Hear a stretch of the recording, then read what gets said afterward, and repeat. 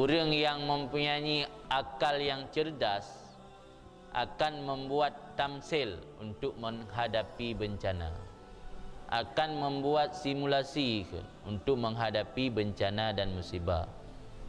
Simulasinya meniru atau pelatihan, memperagakan yang simulasi.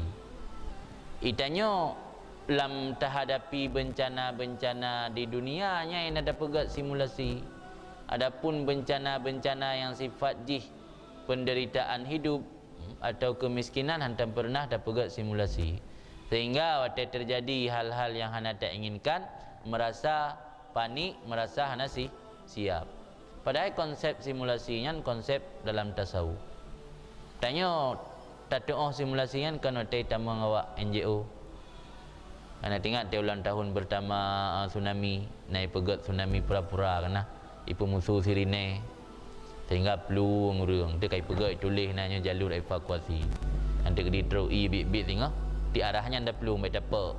Mai perlu laut lah minta kan dah perlu gunung ni ha. Yang akan simulasi dalam konsep tasawuf gayu pegat simulasian. Pu tujuan dia terhadapi bencana dan musibah dan perkara yang hana tak inginkan dalam kehidupan, hanya hana merasa panik kasiap. Makanya buat pensyair yumasilu tamsil.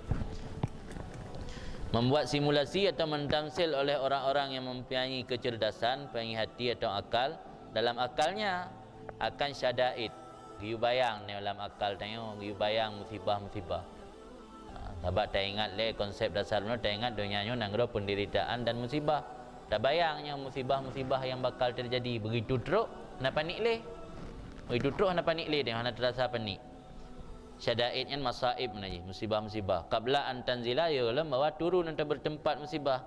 Fa in nazalat baghtatan lam tarahu lima kana fi nafsihi masalan.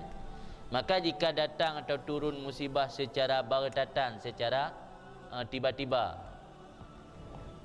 lam tarahu, ra' dia panik atau takut.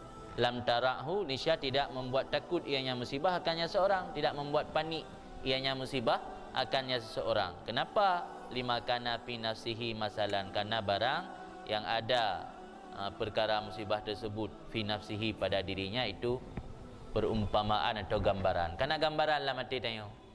Jadi juga dalam truk kata gambarkan, kali tak pegat simulasi benar, nya dekedi mena bencana, nya mena lun hadapi. Nya mena bencana, nya mena cara terhadapi mangat tenang baik panik. Begitu truk saya ada kata pre. Waktu truk persis lagi tak gambarkan dah mah.